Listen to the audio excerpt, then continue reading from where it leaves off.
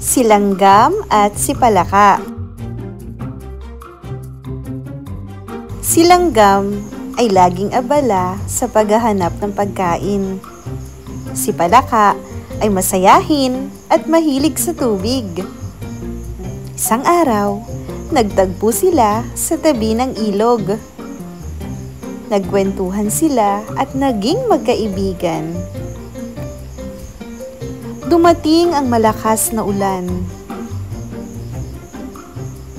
Nalubog sa baha ang bahay ni Langgam.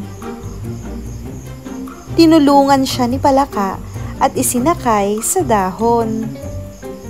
Sa gitna ng baha, naging matatag ang pagkakaibigan nila.